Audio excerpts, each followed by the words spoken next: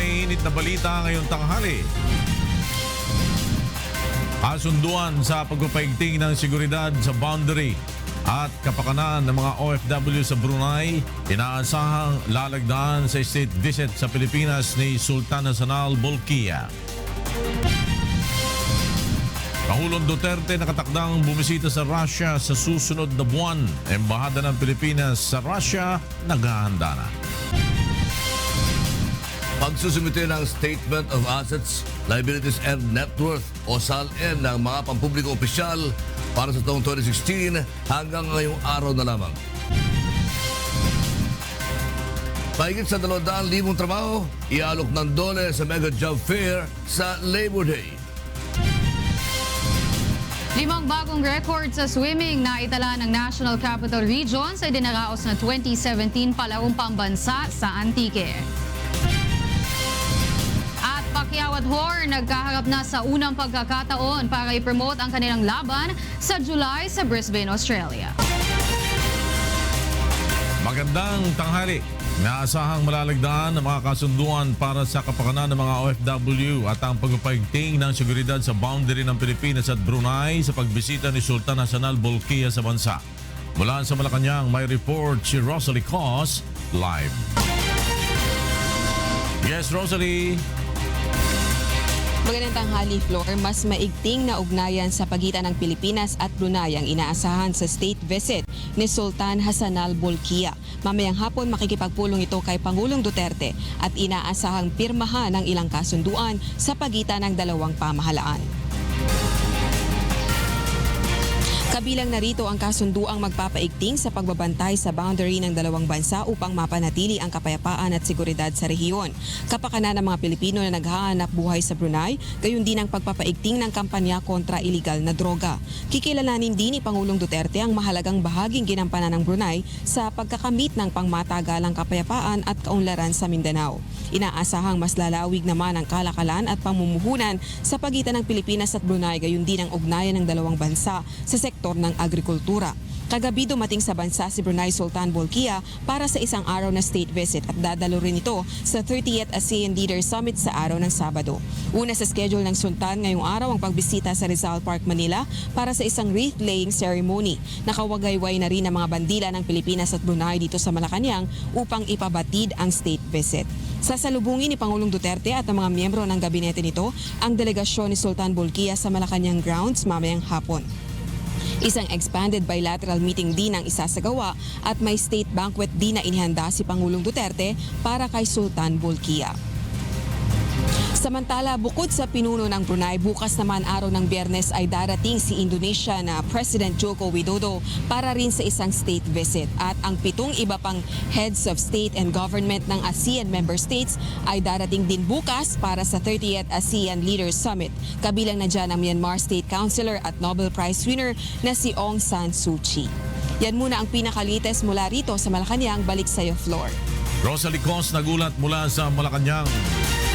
Nagsimula na ngayong araw ang preparatory meeting ng mga senior officials at youth leaders sa 30th ASEAN Summit. Mula sa Pasay City, may report si Nel Maribojo live. Go ahead, Nel.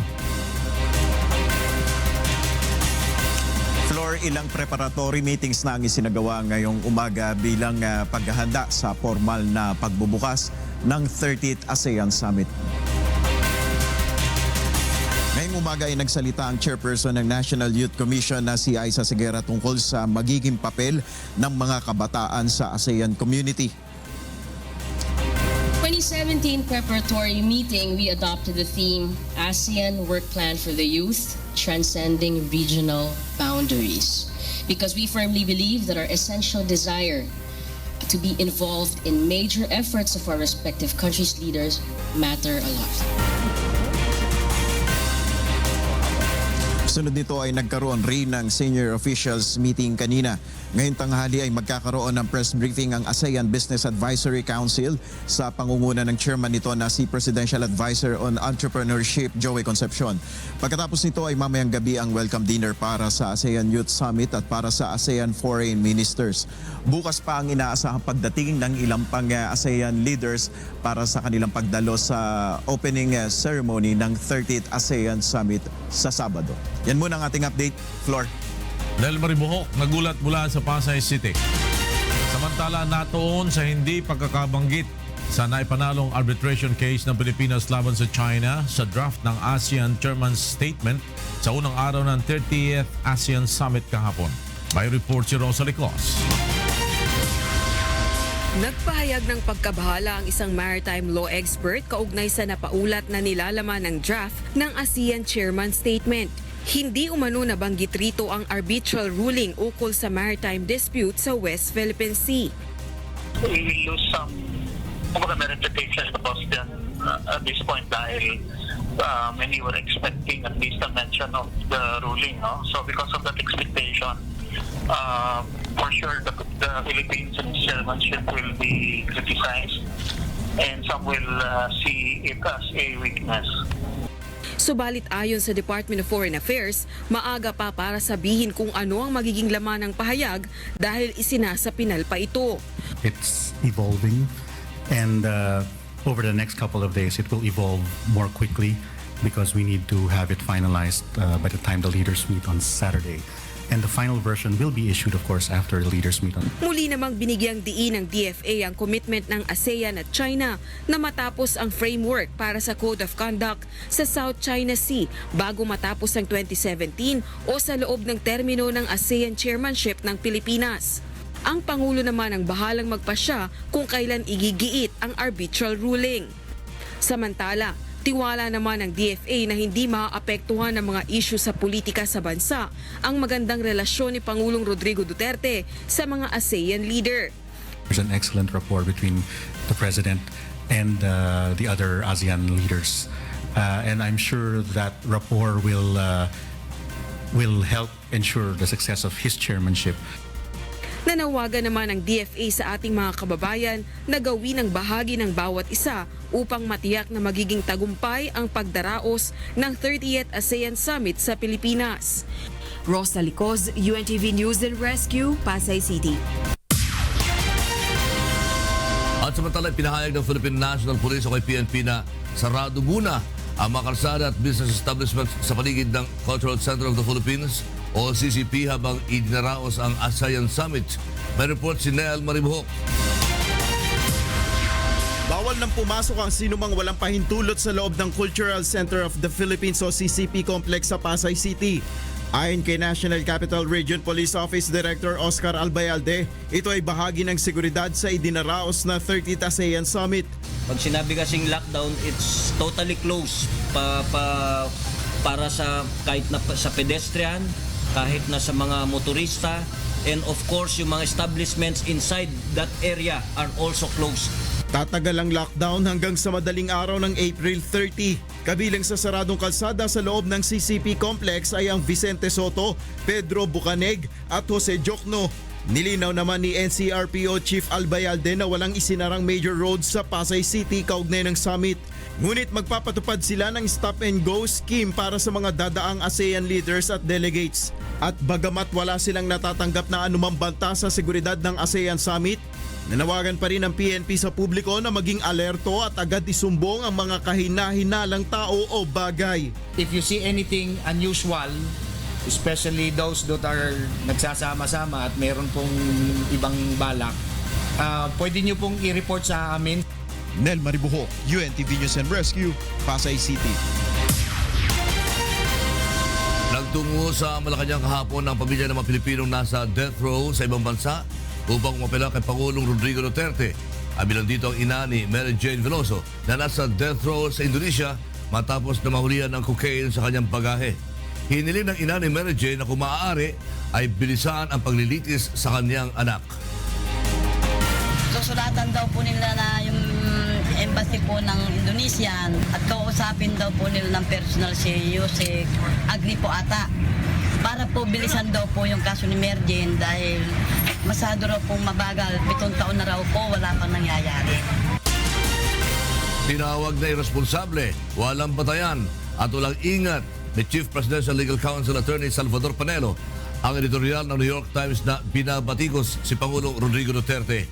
Sinasabi sa editorial na dapat tatitigil ng Pangulo ang kampanya dahil mga ebidensya na may mga naganap na extrajudicial killings sa mga isinagawang investigasyon. Ay Attorney Panelo, walang resulta ang mga isinagawang investigasyon na nagpapatunay na may EJK sa anti-drug war ng Pangulo. The New York Editorial Times must be stopped from its reckless, irresponsible, and baseless editorial on President Duterte. No findings have been made by any of the investigating body that conducted probe on the alleged extrajudicial killings. In fact, there is a finding by the Philippine Senate that the so-called extrajudicial killings are not state-sponsored or state-initiated.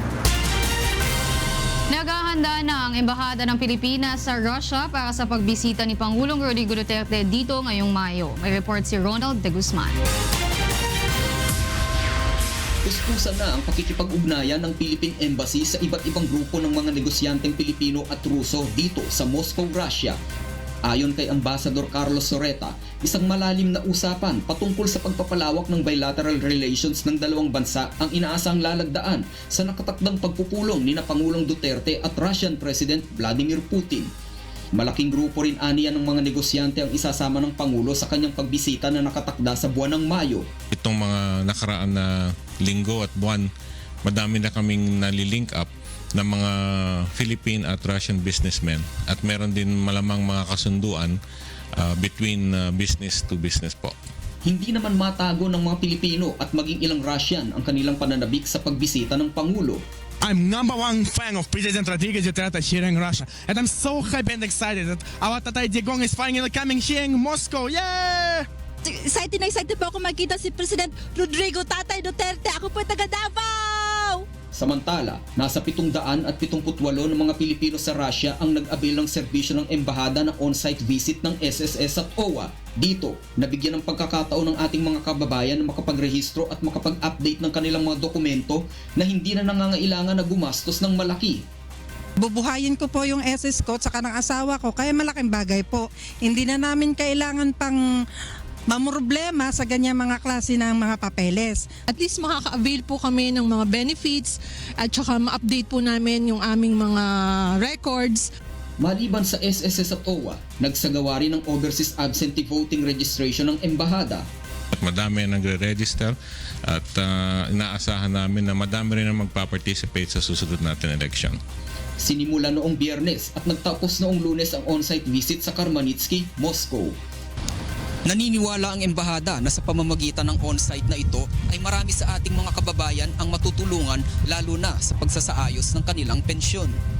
Umaasa naman ang ating mga kababayan na magtutuloy-tuloy ang programang ito. Ronald De Guzman, UNTV News and Rescue, Moscow, Russia. Ngayong Mayo na idaraos ang kauna-unahang balikatan exercises ng Pilipinas at Amerika sa ilalim ng Administrasyong Duterte na matutuon sa humanitarian assistance at disaster response. Nakitong report ni Leslie Longbo. Sisimulan na sa Mayo 8 ang ika-33 balikatan exercises sa bansa. Ito ang unang military exercises ng mga sundalong Pilipino at Amerikano sa ilalim ng Duterte administration. Ayon sa AFP, may ilang pagbabagong ipinatupad sa taunang aktibidad. Medyo masasabi natin na nagkaroon ng refocus yung balikatan exercises for this year. The refocus is more on HADR, humanitarian assistance, disaster response, humanitarian civil assistance, yung HCA, and yung counter-terrorism. Kabilang sa mga isasagawang aktibidad ng militar ngayong taon ay ang Urban Search and Rescue, Disaster Preparedness Training at iba pa. Layo nitong ihanda ang mga sundalo sa pagtulong sa panahon ng pangangailangan tulad ng lindol at anumang uri ng kalamidad. Wala ring mangyayaring live fire exercise gaya ng isinasagawa noong mga nakalipas na taon. Ayon kay Major Celeste Frank Sison, ang mga pagbabago ay alinsunod sa kagustuhan ni Pangulong Rodrigo Duterte. Gusto lang naman talaga mangyari ng presidente na na yung balikatan natin is naka-align sa kanyang mga programa, naka-align sa kanyang gustong mangyari, na everything that the armed forces will be doing will benefit the Filipino people and will benefit the armed forces of the Philippines. Matatanda ang inanunsyo ng Pangulo noong isang taon na nais nitong itigil ang joint military exercises, ngunit sa huli ay ibinigay rin ang pahintulot na ipagpatuloy ito. Leslie Longbowen, UNTV News and Rescue, Camp Aguinaldo. Susunod, DPWH may road reblocking sa ilang bahagi ng Metro Manila simula bukas, natatagal hanggang Lunes. Pagsusumite ng Statement of Assets, Liabilities and Net Worth o SALN na mapapubliko opisyal para sa taong 2016 hanggang ngayong araw na lamang. At mahigit sa 200,000 trabaho iaalok ng DOLE sa Mega Job Fair sa Labor Day.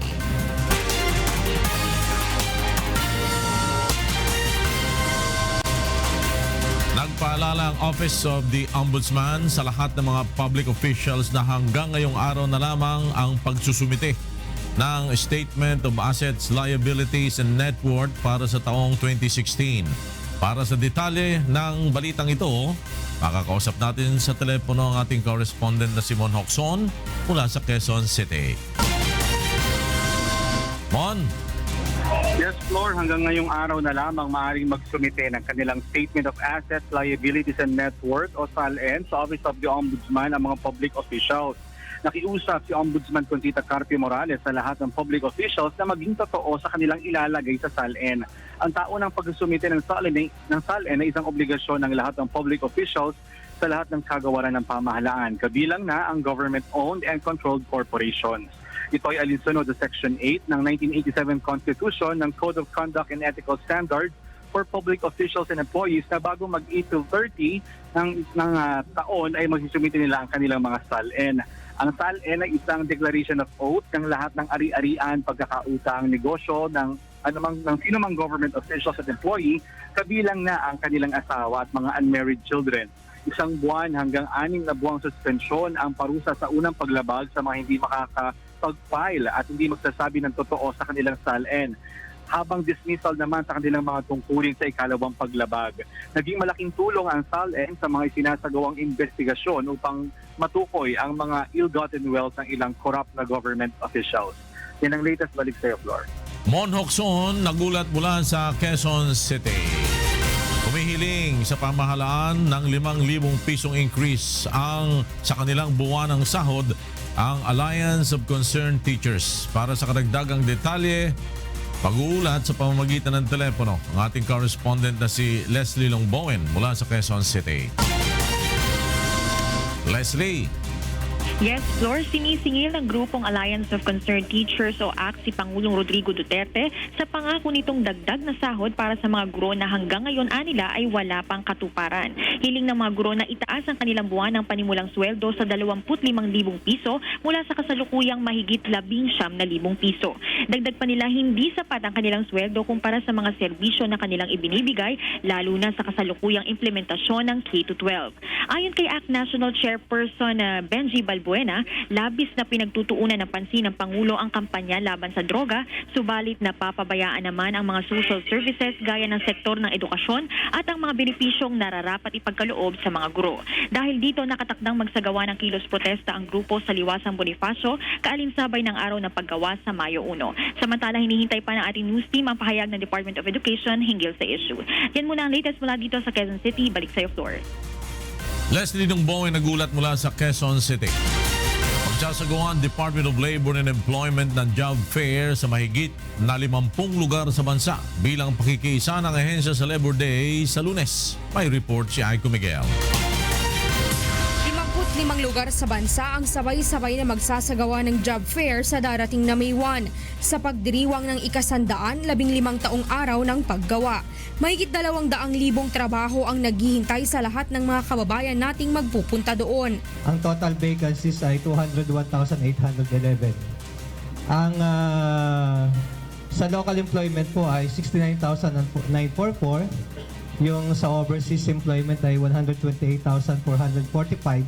At sa government din may bakante rin na 3,422. So ang total participating employers ay 1,138. Kabilang sa mga trabaho dito sa bansa na maaaring applyan ay production machine operators, customer service representatives o assistants, police officer o PO1, call center agent, office clerk at iba pa. Habang ang trabaho na kailangang abroad ay gaya ng laborer, cleaner, service crew, electrician, professional nurse, production of factory worker. Ayon sa DOLE, isa sa bawat 5 aplikante ang nabibigyan ng trabaho o katumbas ng 20% ng kabuuang bilang ng mga bakanteng trabaho ang nalalagyan ng posisyon tuwing araw ng Labor Day. Bukod pa dito ang libo-libong mga aplikante na natatanggap mismo pagka-apply nila sa mga job fair. Samantala, pangungunahan ni Pangulong Rodrigo Duterte ang mga aktibidad sa Labor Day sa Davao City. Ayon sa kalihim, may mahalagang iaanunsyo ang Pangulo para sa manggagawa sa pagdiriwang ng araw ng paggawa. Basta benefits lang. Depende kay Presidente kung anong decision niya. Aiko Miguel, UNTV News and Rescue, Manila. Panawagan sa mga motorista, magsasagawan DPWH ng road repair at tree blocking sa April 28 hanggang May 1. Magsisimula ito bukas ng alas 11 ng gabi at matatapos sa Lunes ng alas 5 ng madaling araw. I-repair ang northbound second lane ng kahabaan ng Mindanao Avenue mula Old sa Uyo Road hanggang sa Mindanao Tunnel sa Quezon City. Fifth lane ng Commonwealth Avenue bago Maglitex. Second lane ng Quirino Highway mula Mindanao Avenue hanggang sa Bernardino Street. Unang lane ng Congressional Avenue Extension mula Luzon Avenue hanggang Visayas Avenue. At gayon din ang kahabaan ng MacArthur Highway mula Cayetano Street mula China Bank sa Valenzuela City. Gagawin din ang ikalawang lane ng EDSA southbound mula Roosevelt hanggang Quezon Avenue. Sa kahabaan naman ng C5 Road bago ang Lanusa Avenue sa Pasig City. Gayon din ang C5 Road mula Makati-Pasig boundary patungong Commando Link sa Makati City. Pinapayuhan ang mga motorista na iwasan ang mga nabanggit na kalsada at humanap ng ibang ruta upang hindi ma-traffic. Sa iba pang balita, inamin ng Department of Transportation na hindi pa magagamit ang 48 bagong bagon ng MRT-3 na binili sa China dahil hindi ito tugma sa riles. May report si Joan Nano. Hindi pa mapapakinabangan sa ngayon ng publiko ang 48 bagong bagon ng MRT na binili ng pamahalaan sa Dalian Locomotive Corporation and Rolling Stock Company sa China. Sa panayam ng programang Get It Straight with Daniel Razon kay Transportation Undersecretary Cesar Chavez, sinabi nito na hindi tumutugma sa riles ng MRT ang structural at technical parts ng mga biniling bagon. Batay-an niya ito sa ginawa nilang konsultasyon sa ilang eksperto. Halimbawa, itong problema ng MRT. Kapag nagkaroon ng pagpapalit, pwede ba kayong mag-maintain ulit? Banggitin na natin ang Sumitomo. Sabi ng Sumitomo, pagka kami uli ang mag-maintain yan, definitely hindi namin patatakbuhin ang Dalian. Sabi namin. Bakit? Kasi maraming mga structural defect, may mga technical defect na hindi compatible sa riles at hindi compatible sa ibang mga tren. Paliwanag ni Chavez, kailangan munang igawad sa MRT ang isang international third-party certification para matiyak na ligtas gamitin ang mga bagong bagon. Nire-resolba na rin ng MRT ang problema sa signaling system ng mga bagon, pati na ang pagkakaroon ng mas mataas na supply ng kuryente upang magamit ang mga ito. Samantala, dumipensa naman ang Busan Universal Rail Incorporated sa nangyayaring aberya sa MRT. Iginigiit rin ng Busan Universal na tanging tren lamang ng MRT ang kanilang minamantine at hindi nila sakop ang pag-aayos sa riles at power supply. So mag-18 years na yung system. Medyo matanda na yan. It has undergone several periods of tinatawag natin servicing. Yun yung sinasabi namin medyo unfair. Marami yan. No? Hindi lang kami ang nagpro-provide ng service sa line. Sa ngayon ay hinihintay na ng DOTR ang paliwanag ng buri sa mga aberya sa MRT at kung bakit hindi dapat i-terminate ang kanilang kontrata. January 2016 nang pumasok bilang maintenance provider ng MRT ang buri at matatapos ang kanilang kontrata sa 2019. Joan Nano, UNTV News and Rescue, Quezon City. Makalipas ang mahigit isang dekada, muling tatanggap ang Land Transportation Franchising and Regulatory Board o LTFRB ng aplikasyon para sa prangkisa ng mga pampublikong sasakyan. Nag-report si Monokson. Simula sa susunod na buwan, tatanggap ng muli ang LTFRB ng mga franchise application. Ito ay matapos lagdaan ng Department of Transportation ng Omnibus Franchise Guidelines. Naniniwala ang LTFRB na sa pamamagitan nito ay mareresolba ang problema sa mga kolorum na sasakyan. Gayon din ang kakulangan sa mga pampublikong sasakyan. Given the long-standing moratorium, posible pa na mas maraming madadagdag na prangkisa rather than na mawawala. Kung tutuusin, wala talagang prangkisa para sa mga jeep na dumadaan dito sa bahagi na ito ng EDSA North Avenue. Ngunit dahil sa demand, bagamat out of line, ay napipilitan ang mga jeep na dumaan dito. Ang mga ganitong klaseng problema ang masusolusyonan kapag nabuksan na ng LTFRB ang aplikasyon ng prangkisa. For local routes, hihintayin namin yung transport route plan ng mga LGU bago kami magpapalabas ng prangkisa. Yun yung ang basis ng LTFRB. Hiniling naman ng ilang jeepney drivers sa pag-aralang mabuti ng LTFRB ang idadagdag na ruta lalo sa bahagi ng EDSA. Sa akin lang decide, hindi sa akin po pwede siguro ganon. Bakit? Kasi delikadong lugar po ang tinatawag na EDSA. Para sa jeep? Oo, para sa jeep. Pwedeng lagyan yun, kaso kung wala naman, kung madalang din naman ng pasahero, di wala rin kaya yun. Hati naman ang pananaw ng ilang mga pasahero sa hakbang. Siguro, makakatulong din. Bakit po? Kasi hindi na tatawid yung tao. Dito. Magsisikip din yung traffic kahit maglagay ka ng jeep dyan. Mon Hokson, UNTV News and Rescue, Quezon City. At para sa mga nag-aabang, ilalabas na ng Supreme Court sa Mayo 3 ang resulta ng 2016 bar examinations. Isinagawa ang bar exams sa University of Santo Tomas noong Nobyembre. Mahigit na 6,000 law graduates ang kumuha ng pagsusulit. Itinakda sa June 21 ng Supreme Court ang preliminary conference sa protesta ni Bongbong Marcos sa pagkakapanalo ni Vice President Leni Robredo. Pinagsusumiti rin ng PET ng preliminary conference briefs ang magkabilang panig hanggang June 16 o 5 araw bago ang preliminary conference. Ikinatuwa naman ng kampo ni dating Senador Bongbong Marcos ang pagtatakda ng preliminary conference. Ang Attorney Vic Rodriguez ang tagapagsalita ni Marcos sa pamamagitan nito ay mapatutunayan na nagkaroon nga ng irregularidad sa bilangan ng boto. At samantala nakahanda naman ang kampo ni VP Robredo sa isasagawang preliminary conference at naniniwala ang mga ito na madi-dismiss ang protesta ni Marcos laban sa pangalawang Pangulo. Kaya naman alamin natin ang mga balita mula sa iba't ibang panig ng Pilipinas. Ihatid ang ating kasambahay na si Frima sa Naongga Gloria. May paugto, Frima. Nakala salamat lakay at maya paugto ka rin kay katamong kasambahay. Ining kay katamong balita iba't king miyayaliwang lugar king kay katamong bansa.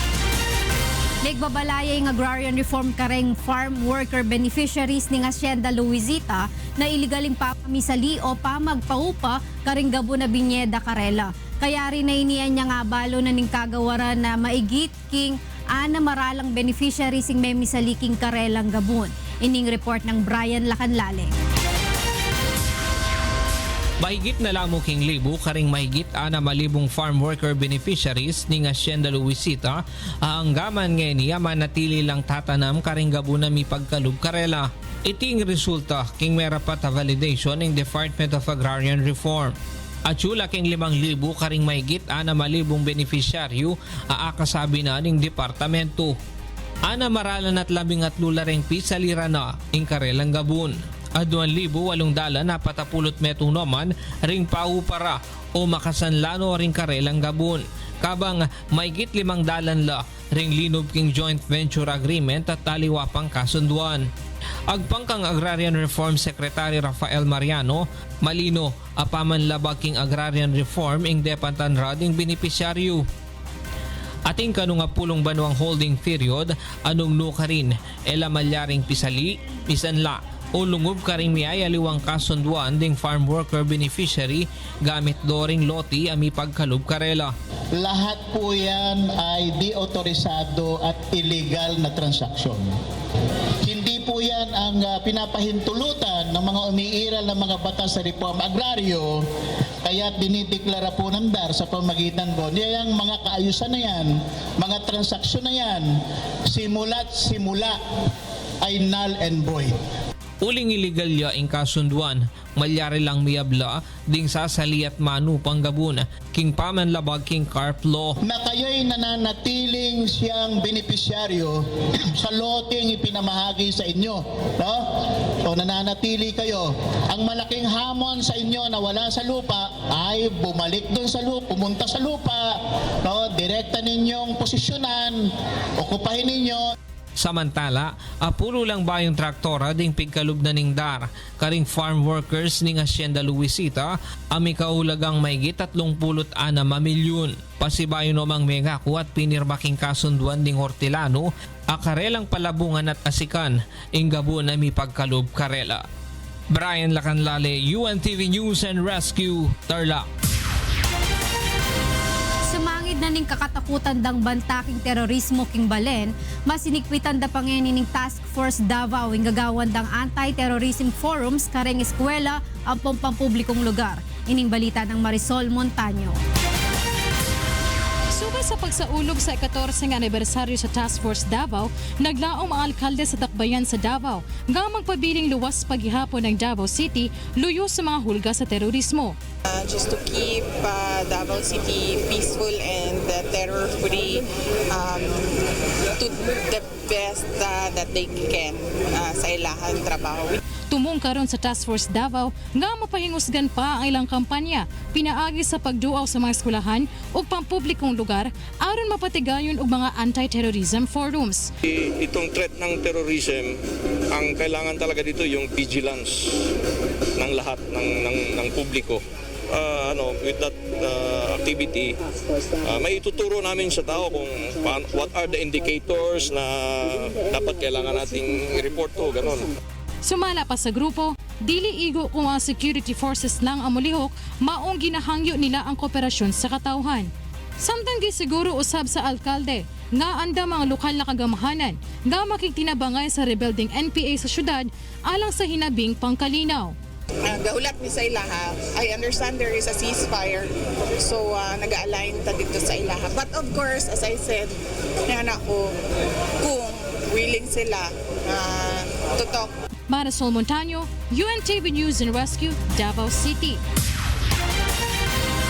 Tuturing ning Philippine National Police Region 7 ang matagumping pamagdaos na ding ASEAN Summit and related meetings king Cebu ang Bohol ngayon Abril sumangit na ring banta ning kaguluan. Ining balita ng ining report ng Gladys Tawabi. Mapasalamaton ang Police Regional Office 7 sa tanang mga ahensya sa gobyerno ug sa publiko. Kinitungod sa partisipasyon ni ini, aron mahimong malampuson ang gipahigayon nga Association of Southeast Asian Nations o ASEAN Summit and related meetings sa Cebu ug Bohol karong Abril. Sumala kang PRO 7 Director Noli Talinio, wala sila'y nalista nga bisan unsang untoward incident sa kinatibukan sa event. Matud niya walay epekto ang hulga sa terorismo. Hindi naka-apekto doon sa ASEAN in the sense na very successful yung ASEAN natin doon, and the mere fact that they are again planning to hold another ASEAN meeting in Bohol, hindi talaga naka-apekto. Nindot sab ang nahimong kaagi sa rehiyon sa mga delegado sa ASEAN Summit. Kibutyag ni ini ang kagustuhang pagbalik nila labi na sa Bohol aron mo bisita sa mga gipanghambog nga tourist spots ni ini. Giawhag sab ni Police Chief Superintendent Talinio ang publiko nga dili mahadlok og buhaton ng ilahang normal na kalihukan bisan pa sa hulga sa pagsamok. Lahat ng activities sa Central Visayas, piyesta man, bakasyon, o kung ano mang kasayahan dyan ay pagpatuloy natin, tuloy yan kasi we are assuring the public na yung inyong PNP, of course with our AFP counterparts ay nandito para tumulong sa inyo at i-provide yung security na kinakailangan natin. Padayon ang panawagan sa PRO7 sa tanan nga magpabiling alerto o i-report dayon ang mga kadudahang tawo o kalihukan. Gladys Tuabi, UNTV Balita ug Rescue Cebu. Diyan kay katamong balita iba't king miyayaliw ang lugar king kay katamong bansa. Libalik kay Ken Lakay. Salamat Frima Sanong Gloria. Susunod, Pacquiao nagsimula ng i-promote ang kanilang laban ni Horn sa Australia. Fighting Senator, nakaharap na kahapon si Horn sa press conference. 5 bagong record sa swimming na itala ng National Capital Region sa 2017 palarong pambansa sa Antique. At makukulay at makagapal na wildflowers na namumukadkad sa California nakuhanan ng satellite.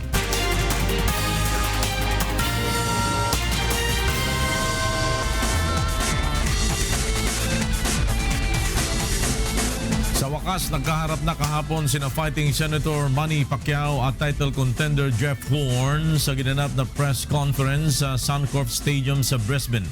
Nagtungo si Pacquiao sa Australia upang i-promote ang kanilang sagupaan na itinakda sa July 2. May report si James Cos.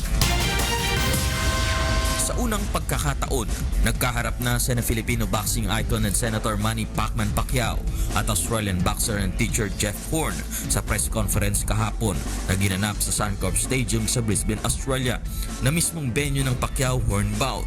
Opisyal na inanunsyo ang laban ng dalawa sa 2 ng Hulyo. Hindi naman maitago ni Horn ang kanyang pananabik sa nalalapit na laban. Susubukan nitong agawin sa boxing champ ang WBO welterweight title na tiyak namang mahigpit na dedepensahan ni Pacman. Just thank gosh for that. I've been waiting very long time. Been waiting months and months since my last fight, whether this was actually going to happen, and I'm just pleased to say it's happening. I'm defending my belt. I know this is not the easy fight. So all I can say is I have to prepare myself in training, focus. I studied the style of him. So I think that's a good thing for us that we don't underestimate each other. Ayon kay legendary New York fight promoter Bob Arum, inaasahang aabot sa mahigit 50,000 manonood mula sa iba't ibang panig ng mundo ang pupunta sa Suncorp Stadium upang personal na saksihan ang pinakamalaking boxing event sa Australia. James Cos, UNTV News and Rescue, Australia. 5 bagong record na naitala sa 14 na gold medals na hinakot kahapon ng National Capital Region o NCR sa swimming sa idinaraos na palarong pambansa sa Antique. May report sila Lane Moreno. Patuloy na dinudumina ng National Capital Region ang palarong pambansa 2017 na isinasagawa sa San Jose de Buena Vista sa Antique. Kahapon 14 gold medals ang nasungkit ng grupo sa 8 swimming category. 5 bagong record din ang naitala ng NCR swimmers. Kabilang dito ang 18 taon ng record sa 200-meter breast secondary girls. Binasag ni Bella Luis Magtibay ang 2 minutes and 48 seconds na record ni Jenny Guerrero noong palarong pambansa 1998. Nakapagtala ito ng 2 minutes, 47 seconds and 48 milliseconds na bagong record. Ang 17-year-old record breaker sa 200-meter breast secondary boys na si Joe Magbag mayroon pang injury nang basagin ang pambansang palaro record noong 1998. Actually ngayon, I have 3 injuries Knees. Dalawa, isa? Both. Tapos I have back spasms and then yung elbow ko is di pa rin nawawala yung pain. Siguro dahil overused, dahil na yung knees. Tapos yung sa back ko kasi nabigla ako ng training that time. Tapos di na siya nawala. Una na aniya siyang binalaan ng kanyang doktor na huwag nang sumali sa swimming. Ngunit dahil determinado siyang makuha ang gintong medalya, ay nagpursige pa rin ang paglalangoy. Nahigitan naman ni Maurice Sacho Ilostre ang kanyang sariling record noong nakaraang taon na 54 seconds sa 100-meter freestyle secondary boys. Ang record naman noong 2015 na 4 minutes and 7 seconds sa 400-meter medley secondary boys ang na-break ng NCR matapos makapagtala ng 4 minutes and 1 second. Lalaine Moreno, UNTV News and Rescue, San Jose, Antique. Arestado ang isang suspect sa buy-bust operation ng otoridad sa isang apartel sa Quezon City kagabi. May report si Bernard Dadis. Pagtitinda ng iligal na droga sa loob ng mga apartel upang makaligtas sa mga pulis. Ito manong modus operandi ng suspected drug pusher na naaresto ng Quezon City District Drug Enforcement Unit sa Barangay Kamuning kagabi. Ayon sa mga otoridad, matagal na nilang minamanmana ng suspect mula na makatanggap ng mga sumbong hinggil sa iligal nitong gawain. At kagabi, agad itong dinakip ng mga otoridad nang tanggapin ng 1,000 pisong mark money mula sa isang pulis na nagpanggap ng buyer ng droga.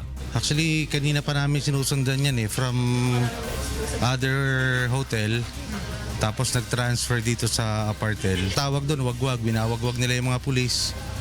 Yung mga possible na sumunod sa kanila. Na-recover sa suspect ang ilang drug paraphernalia, buy-bust money, digital weighing scale at mga bulto ng hinihinalang shabu na tinatayang nagkakahalaga ng 175,000 pesos. Aminado naman ang suspect na aktibo siya sa paggamit ng shabu, subalit itinangging sa kanya ang drogang nakuha ng mga pulis. Bernard Dadis, UNTV News and Rescue, Philippines. Nagkakahalaga ng 3 milyon piso ang nakumpiskang shabu at 4 naman ang naresto sa nagkakahiwalay o magkakahiwalay na operasyong isinagawa ng Northern Police District sa Malabon at Caloocan. Narito ang report ni June Suriao. Iprinisinta kagabi ng Northern Police District ang 4 na hinihinalang drug pusher, supplier at courier sa Malabon, Caloocan area. Naaresto ang mga ito sa magkakahiwalay na operasyon ng mga pulis simula pa kahapon ng umaga. Unang naaresto sa buy-bust operation sa Sangandaan, Caloocan, ang umano'y courier ng droga na si Julius Garcia, 30 anyos. Itinuro nito ang umano'y pusher at binabagsakan nito ng droga sa Longos, Malabon na si Jeremy Perez na agad inaresto sa isinagawang panibagong buy-bust operation. Isang Zaldi Medina alias Jason, 32 anyos ang inaresto rin ng NPD sa Letre matapos ding itinuro ng mga sospek na umano'y nagtutulak ng droga sa Malabon. At kagabi, huling inaresto ng mga pulis ang live-in partner ni Julius na si Rohani Magdara, 30 anyos. Si Rohani ang umano'y supplier ng mga droga na dinadala sa Malabon at Caloocan ng mga sospek. Nakumpiska sa mga ito ang mahigit kalahating kilo ng suspected shabu na nagkakahalaga ng 3 milyong piso, gayon din ang 2 weighing scale. Yung babae na nakahulihan ng mahigit kalahating kilo, talalaya lang daw. Ano po kaso? Drugs din. Kung ayaw nilang tumigil, hindi rin naman kami titigil sa panguhuli sa kanila. Hanggat hindi nauubos ang droga sa kali. Naharap ang 4 sa kasong paglabag sa public na yung inyong PNP, anong force with our AFP counterparts ay nandito para tumulong sa inyo at i-provide yung security na kinakailangan natin. Padayon ang panawagan sa PRO7 sa tanan nga magpabiling alerto o i-report dayon ang mga kadudahang tawo o kalihukan. Gladys Tuabi, UNTV Balita o Rescue, Cebu. Diyan kay katamong balita, iba't king miyayaliw ang lugar king kay katamong bansa. Ibalik kay Ken Lakay. Salamat, Frima Salong La Gloria. Susunod, Pacquiao nagsimula ng i-promote ang kanilang laban ni Horn sa Australia. Fighting Senator, nakaharap na kahapon si Horn sa press conference. 5 bagong record sa swimming na itala ng National Capital Region sa 2017 palarong pambansa sa Antique. At makukulay at makagapal na wildflowers na namumukadkad sa California nakuhanan ng satellite.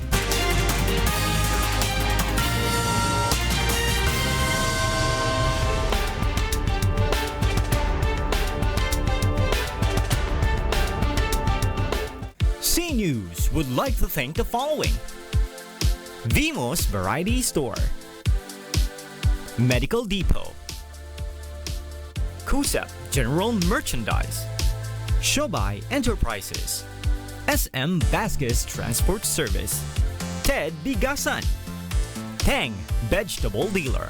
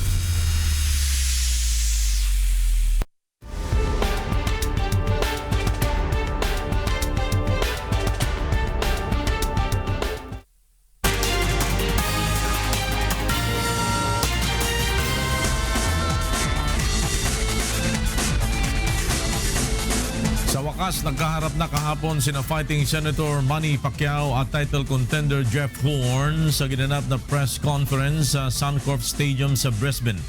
Nagtungo si Pacquiao sa Australia upang i-promote ang kanilang sagupaan na itinakda sa July 2. May report si James Cos. Sa unang pagkakataon, nagkaharap na sina Filipino boxing icon and Senator Manny Pacquiao at Australian boxer and teacher Jeff Horn sa press conference kahapon na ginanap sa Suncorp Stadium sa Brisbane, Australia, na mismong venue ng Pacquiao-Horn bout. Opisyal na inanunsyo ang laban ng dalawa sa 2 ng Hulyo. Hindi naman maitago ni Horn ang kanyang pananabik sa nalalapit na laban. Susubukan itong agawin sa boxing champ ang WBO welterweight title na tiyak namang mahigpit na dedepensahan ni Pacman. Thank gosh for that. I've been waiting very long time. Been waiting months and months since my last fight, whether this was actually going to happen, and I'm just pleased to say it's happening. I'm defending my belt. I know this is not the easy fight. So all I can say is I have to prepare myself in training, focus. I studied the style of him. So I think that's a good thing for us that we don't underestimate each other. Ayon kay legendary New York fight promoter Bob Arum, inaasahang aabot sa mahigit 50,000 manonood mula sa iba't ibang panig ng mundo ang pupunta sa Suncorp Stadium upang personal na saksihan ang pinakamalaking boxing event sa Australia. James Cos, UNTV News and Rescue, Australia. 5 bagong record na naitala sa 14 na gold medals na hinakot kahapon ng National Capital Region o NCR sa swimming sa idinaraos na palarong pambansa sa Antique. May report sila Lane Moreno. Patuloy na dinudumina ng National Capital Region ang palarong pambansa 2017 na isinasagawa sa San Jose de Buena Vista sa Antique. Kahapon, 14 gold medals ang nasungkit ng grupo sa 8 swimming category. 5 bagong record din ang naitala ng NCR swimmers. Kabilang dito ang 18 taon ng record sa 200-meter breast secondary girls. Binasag ni Bella Luis Magtibay ang 2 minutes and 48 seconds na record ni Jenny Guerrero noong palarong pambansa 1998. Nakapagtala ito ng 2 minutes, 47 seconds and 48 milliseconds na bagong record. Ang 17-year-old record breaker sa 200-meter breast secondary boys na si Drew Magbag mayroon pang injury nang basagin ang pambansang palaro record noong 1998. Actually ngayon, I have 3 injuries Knees. Sa knee? Dalawa? Isa? Both. Tapos I have back spasms and then yung elbow ko is di pa rin nawawala yung pain. Siguro dahil overused, dahil na yung knees. Tapos yung sa back ko kasi nabigla ako ng training that time. Tapos di na siya nawala. Una na aniya siyang binalaan ng kanyang doktor na huwag nang sumali sa swimming. Ngunit dahil determinado siyang makuha ang gintong medalya, ay nagpursige pa rin ang paglalangoy. Nahigitan naman ni Maurice Sacho Ilostre ang kanyang sariling record noong nakaraang taon na 54 seconds sa 100-meter freestyle secondary boys. Ang record naman noong 2015 na 4 minutes and 7 seconds sa 400-meter medley secondary boys ang na-break ng NCR matapos makapagtala ng 4 minutes and 1 second. Lalaine Moreno, UNTV News and Rescue, San Jose, Antique. Arestado ang isang suspect sa buy-bust operation ng otoridad sa isang apartel sa Quezon City kagabi. May report si Bernard Dadis. Pagtitinda ng iligal na droga sa loob ng mga apartel upang makaligtas sa mga pulis. Ito umano ang modus operandi ng suspected drug pusher na naaresto ng Quezon City District Drug Enforcement Unit sa Barangay Kamuning kagabi. Ayon sa mga otoridad, matagal na nilang minamanmanan ng suspect mula na makatanggap ng mga sumbong hinggil sa iligal nitong gawain. At kagabi, agad itong dinakip ng mga otoridad nang tanggapin ng 1,000 pisong mark money mula sa isang pulis na nagpanggap ng buyer ng droga. Actually, kanina pa namin sinusundan yan from other hotel. Tapos nag-transfer dito sa apartel. Tawag doon, wagwag. Binawagwag nila yung mga pulis. Yung mga possible na sumunod sa kanila. Na-recover sa suspect ang ilang drug paraphernalia, buy-bust money, digital weighing scale at mga bulto ng hinihinalang shabu na tinatayang nagkakahalaga ng 175,000 pesos. Aminado naman ang suspect na aktibo siya sa paggamit ng shabu, subalit itinangging sa kanya ang drogang nakuha ng mga pulis. Bernard Dadis, UNTV News and Rescue, Philippines. Nagkakahalaga ng 3 milyon piso ang nakumpiskang shabu at 4 naman ang aresto sa nagkakahiwalay o magkakahiwalay na operasyong isinagawa ng Northern Police District sa Malabon at Caloocan. Narito ang report ni June Suriao. Iprinisinta kagabi ng Northern Police District ang 4 na hinihinalang drug pusher, supplier at courier sa Malabon, Caloocan area. Naaresto ang mga ito sa magkakahiwalay na operasyon ng mga pulis simula pa kahapon ng umaga.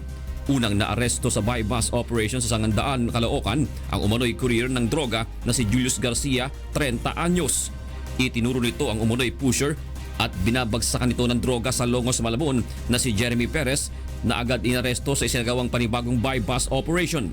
Isang Zaldi Medina alias Jason, 32 anyos ang inaresto rin ng NPD sa Letre matapos ding itinuro ng mga sospek na umano'y nagtutulak ng droga sa Malabon. At kagabi, huling inaresto ng mga pulis ang live-in partner ni Julius na si Rohani Magdara, 30 anyos. Si Rohani ang umano'y supplier ng mga droga na dinadala sa Malabon at Caloocan ng mga sospek. Nakumpiska sa mga ito ang mahigit kalahating kilo ng suspected shabu na nagkakahalaga ng 3 milyong piso, gayon din ang 2 weighing scale. Yung babae na nakahulihan ng mahigit kalahating kilo, talalaya lang daw. Ano po kaso? Drugs din. Kung ayaw nilang tumigil, hindi rin ako kami titigil sa panguhuli sa kanila. Agad hindi nauubos ang droga sa kali. Naharap ang 4 sa kasong paglabag sa Comprehensive Dangerous Drugs Act. Jude Suriao, UNTV News and Rescue, Philippines. At yan ang mga balitang aming tinutukan at inaksyonan. Dahil sa aming pagbabalita, una ang pagkalinga sa kapwa. UNTVC News, may balita sa mampanig ng daigdig. Magandang tanghali.